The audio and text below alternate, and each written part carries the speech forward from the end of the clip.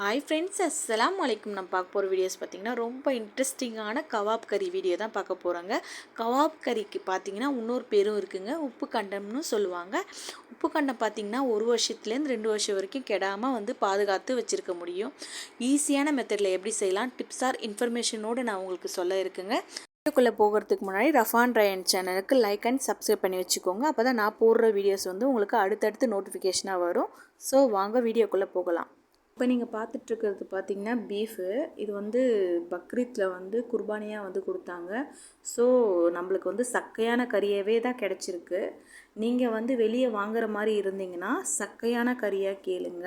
கொழுப்பு இந்த முள் இதெல்லாம் இருந்துச்சுன்னா அவாய்ட் பண்ணிடுங்க. அது ரிமூவ் பண்ணிட்டீங்கன்னா உங்களுக்கு நல்லா சக்கையான கறியாக கிடச்சிச்சின்னா தான் ரொம்ப வருஷம் 1 வருஷத்துலேருந்து 2 வருஷம் வரைக்கும் வச்சு சாப்பிட்றதுக்கு நல்லாயிருக்கும். கறியை பார்த்திங்கன்னா ஆல்ரெடி 2 டைம்ஸ் வாஷ் பண்ணிவிட்டு தான் நாங்கள் ஸ்லைஸ் பண்ணிகிட்ருக்கோம். சித்திக்கு பார்த்திங்கன்னா ரொம்ப எக்ஸ்பீரியன்ஸ் இருக்குது. ஸோ அவங்க அடிக்கடி இதை போட்டுக்கிட்டே இருப்பாங்க. எப்படி போடணுன்னு சொல்லிட்டு அவங்களே கேட்கலாம், சொல்லுவாங்க பாருங்கள். டக்குன்னு அவள் தான் காட்டி அதெல்லாம் எனக்கு சொல்லு. இப்படி ஓல்ஸ் போட்டால் சப்பையாக இந்த திக்னஸில் இருக்கணும், இப்படி இருக்கணும். அவள் அந்த ஓல்ஸ் போட்டால் நல்லா காய மசாலா உள்ளே இப்படி இருக்கணும், இப்படி தான் போடணும் ரைஸு. இதான் அவ்வளோதான், கொஞ்சம் எடுத்தால் போதும், நீ ரொம்பலாம் எடுக்காது.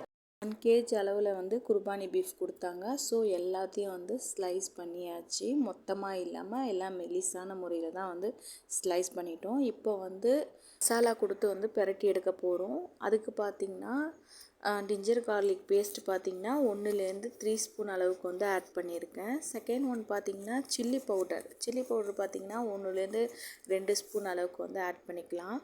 தேர்ட் ஒன் பார்த்திங்கன்னா டர்மரிக் பவுட்ரு 1லேருந்து 2 ஸ்பூன் அளவுக்கு ஆட் பண்ணிக்கணும். முக்கியமான விஷயம் என்னன்னு பார்த்தீங்கன்னா நான் தூள் உப்பு தாங்க யூஸ் பண்ணுறேன்.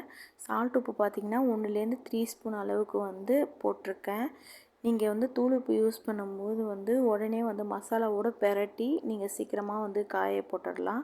இதே நீங்கள் கல்லுப்பு யூஸ் பண்ணும்போது பார்த்திங்கன்னா இந்த மசாலாவோட ஒட்டுறதுக்கும் டைம் எடுக்கும். ப்ளஸ் பார்த்திங்கன்னா நீங்கள் கவாப் கறி போடும்பொழுது கல்லுப்பும் கொட்டுறதுக்கு சான்ஸ் இருக்குது. ஸோ நூலில் நம்ம கவுக்கும் போதே பார்த்திங்கன்னா எல்லாமே உதிர்ந்துடும்.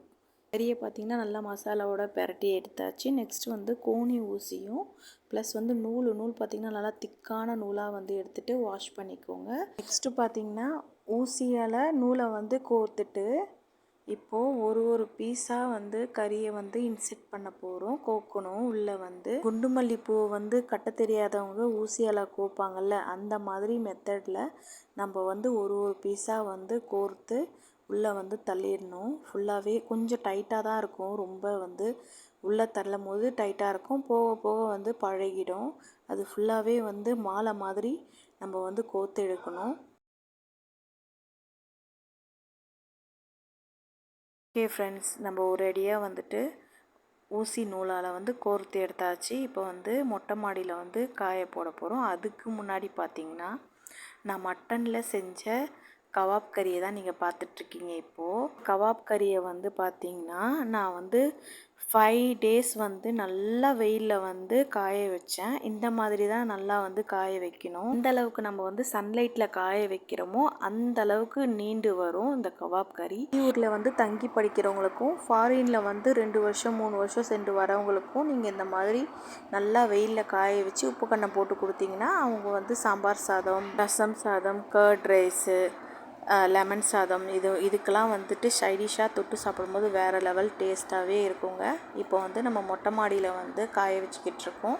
எப்படி காய வைக்கணும்னு பாருங்கள். ஒரு டிஸ்டன்ஸும் தள்ளி தள்ளி நல்லா கேப் விட்டு நம்ம காய வைக்கணும். அப்போ தான் லைட் உள்ளே பட்டு நல்லா சீக்கிரம் காயறதுக்கு யூஸ்ஃபுல்லாக இருக்கும்.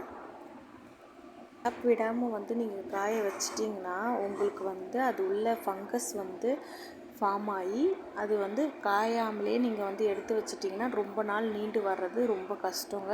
ஸோ அதனால தான் நான் சொல்லிக்கிட்டு இருக்கேன். கேப் நல்லா விட்டு டிஸ்டன்ஸ் தள்ளி விட்டு தான் நீங்கள் காய வைக்க. உப்பு கண்டம் பார்த்திங்கன்னா எத்தனை டேஸ் காய வைக்கணும்னு பார்த்திங்கன்னா 3லேருந்து 5 days நல்லா வெயில் படுற இடத்துல நல்லா காய வைக்கணும். ஹீட் ஆனால் மட்டும் வீட்டு உள்ளே எடுத்துகிட்டு வந்து ஃபேன் படுற இடத்துல கட்டி விட்டுறணும். எறும்பு வராமல் பார்த்துக்கணும். இன்னொரு மெத்தடும் இருக்குது. இன்னொரு மெத்தடு பார்த்திங்கன்னா இந்த மாதிரியும் வந்து கயிறு போட்டு வந்து காய வைக்கலாம். நெக்ஸ்ட்டு வந்து வடவை வந்து காய வைக்கிற மாதிரியும் மசாலா தடவி தட்டில் வந்து பரப்பி காய வைக்கலாம். தட்டில் வந்து பரப்பி காய வைக்கும் போது பார்த்திங்கன்னா இம்பார்ட்டண்ட்டாக வந்து நம்ம கூடயே இருக்கிற மாதிரி இருக்கும்.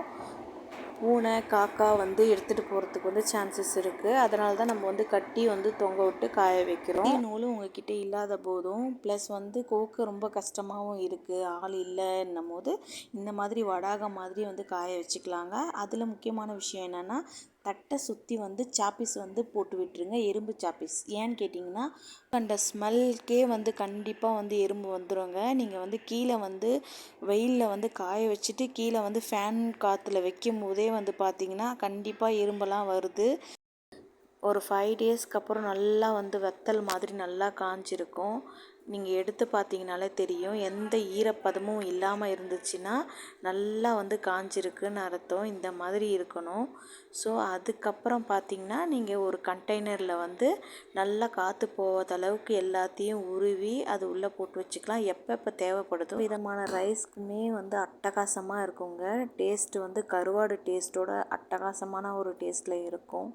இதை நீங்கள் வந்து அம்மிக்கல்லில் வந்து இடித்து அப்பளம் எப்படி வறுப்போமோ அந்த மாதிரி வந்து வறுத்து எடுத்து சாப்பிட்டிங்கன்னா வேறு லெவல் டேஸ்ட்டில் இருக்கும். ஒரு மெத்தட் என்னென்னா இந்த கறியை பார்த்திங்கன்னா நல்லா தண்ணியில் வந்து ஊற வச்சுட்டு கைகளால் வந்து சின்ன சின்ன பீஸாக வந்து பிச்சு நல்லா போட்டுட்டு வெங்காயம் தக்காளி இதெல்லாம் போட்டு எப்படி நம்ம கறியை எப்படி பொரிச்சு எடுப்போமோ அந்த மாதிரி மசாலா தூளெல்லாம் போட்டு கொடுத்து பொரிச்சு எடுத்தோன்னா வேறு லெவல் டேஸ்ட்டாக இருக்கும். ஸோ அதில் வந்து உப்பு மட்டும் கொஞ்சம் கம்மி பண்ணிக்கணும். ஏன்னா ஆல்ரெடி நம்ம உப்பு கொஞ்சம் அதிகமாக தான் வந்து போட்டு காய வச்சுருப்போம். ஏன்னா அதில் பூச்சி எதுவும் வராத அளவுக்கு தான் கொஞ்சம் எக்ஸ்ட்ரா தான் வந்து போட்டு நம்ம காய வச்சுருக்கோம். ஸோ அது மட்டும் நீங்கள் பார்த்துக்கிட்டிங்கன்னா நல்லா வேறு லெவல் டேஸ்ட்டுக்கு எல்லாத்துக்குமே அட்டகாசமான டேஸ்ட்டில் இருக்குங்க. நெக்ஸ்ட் வீடியோவில் நான் அதை போட இருக்கேன். ஸோ ஃபஸ்ட் டைமாக என்னுடைய சேனல் நீங்கள் பார்க்குற மாதிரி இருந்தீங்கன்னா ரஃபான் ரயான் சேனலுக்கு லைக் அண்ட் சப்ஸ்கிரைப் பண்ணி வச்சுக்கோங்க. அப்போ தான் நான் போடுற வீடியோஸ் வந்து உங்களுக்கு நோட்டிஃபிகேஷனாக அடுத்தடுத்து வரும். ஸோ தேங்க்யூ ஃபார் வாட்சிங். நெக்ஸ்ட் வீடியோவில் பார்க்கலாம். Tata bye bye.